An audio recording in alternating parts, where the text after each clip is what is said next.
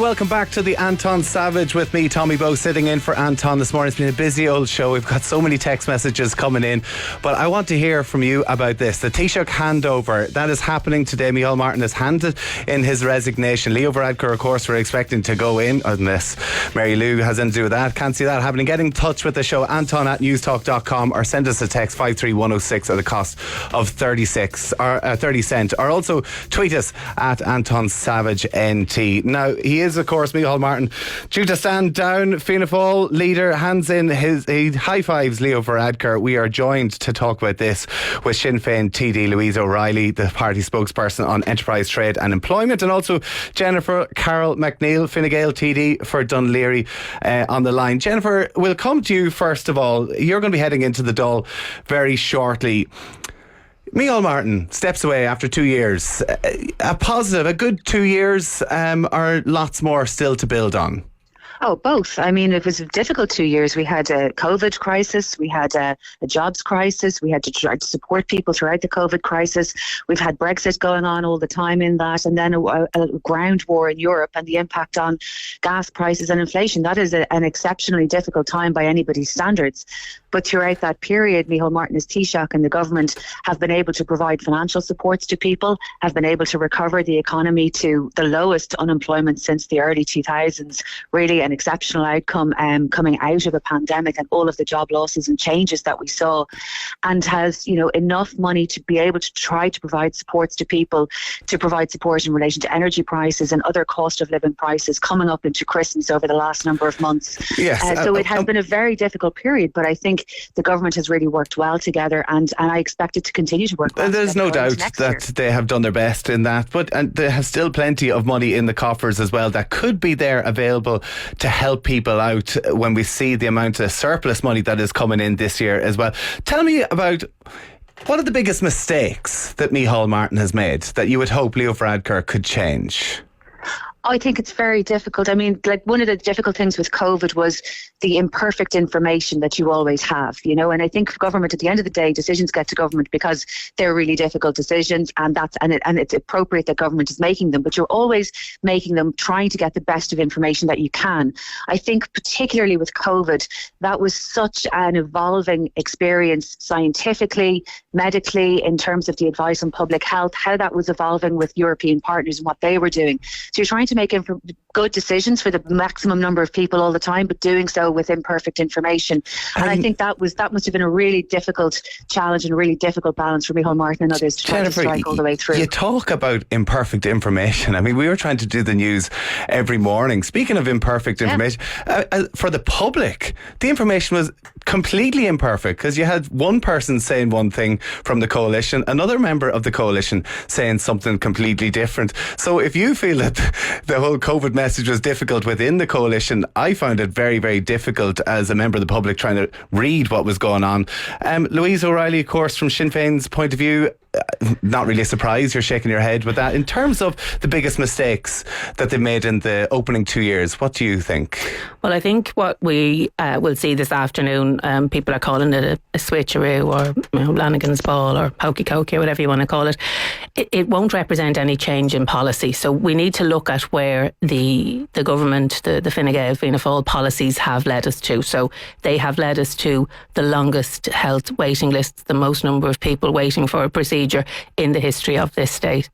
They have also led us to 11,500 people living in emergency accommodation, 3,800 of whom are children.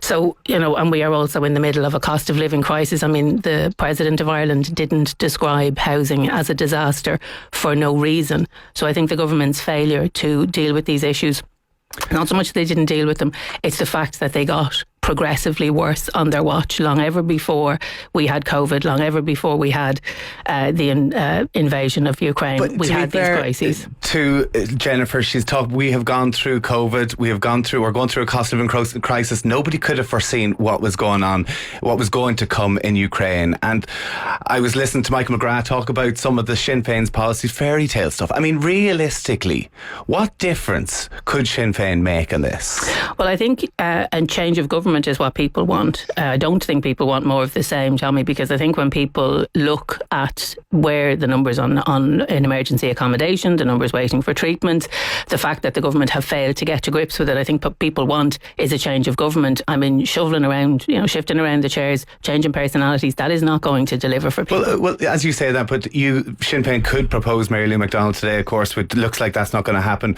We'll come to talk about that in a minute, but I realise that Jennifer is not going to be, you're going to have to be heading into the Dáil very soon, Jennifer. So what do you say about that? I mean, like, it's the truth that we're at record rent prices, record price house prices, emergency accommodation. I mean, the INMO, I was reading yesterday about nurses, 2/3 of them are talking about leaving, emigrating, because they can't afford to live in Ireland. There's no question but that we have ongoing challenges in relation to health and housing, as we do in Northern Ireland as well, where Sinn Féin have been in government for a very long time. Let's not talk about that. I mean, that's a different why not talk about that? Because you criticise it in relation to because they can't even get into government up there. I mean, they've been in government, Tommy, for a very long time there. They have been in government for a very long time. Okay, well, let's talk about isn't working. As long as Fine Gael have been... These are the challenges that face our country today and will continue to face the next government. And we have always got these huge pieces of work to do. But what's important today is that this was irrespective of what Louise says, this was the outcome of the election. People voted for this combination of parties, and we've been able to put together a government that represents the outcome of the election. And we're going into a transition of the Taoiseach's office now, which has never happened in this way in Ireland before, and is happening in what I believe to be a stable, predictable, managed sort of way. And that might sound very boring, but political stability is actually really important, particularly now when you look across Europe and you look at some of the political volatility and instability that was there before the Ukrainian crisis, but has certainly amplified since then. There's no doubt about that, Jennifer. You can't talk about stability. I mean, what kind of stability is there for people living in emergency accommodation? Come on, Jennifer. Excuse me, Louise. Sorry, Louise. What I'm talking about is a macro issue. It's about political stability, and I think we can sometimes take that for granted, or we can talk it down. But it's Jennifer, actually really, really 12 years. Fine Gael have been. Jennifer, day where our political structure to be able to move through in a stable, predictable way. Jennifer, without 12 years. Fine Gael have been a part of the government. Rent has risen 82%. In those 12 years. And that is not the same right across government. That is just here in Ireland. 82% rent increases in Fine Gael's time as a part of the government. Surely, slow and steady, whatever you're saying, is that really... No, that's not what I'm saying. That's not the same thing as what I'm saying, Tommy. What I'm talking about is that we're going through the first time that we've ever gone through a political transition of this kind. And I'm just saying that it's important that it happen in a stable and predictable way. That is a big thing. Political stability is a big thing for foreign direct investment. It's a big thing, especially for a small open economy like ours. What I'm simply noting is that this is the first time this has ever happened, and that this is an important transition when you look at how much political volatility there is across Europe. That doesn't take from any of the individual issues that we have to deal with in this country.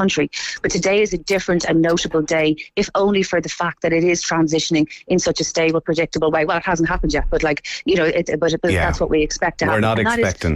That is a reasonable thing to note in itself, because it isn't a given, and it's something that is appropriate to mark. Yeah. Okay. Well, but listen, I do need to go to the Dáil. Jennifer, I know you do. Listen, thank you so much for joining us. I really, really appreciate that, Jennifer. Carol McNeil, Fine Gael TD.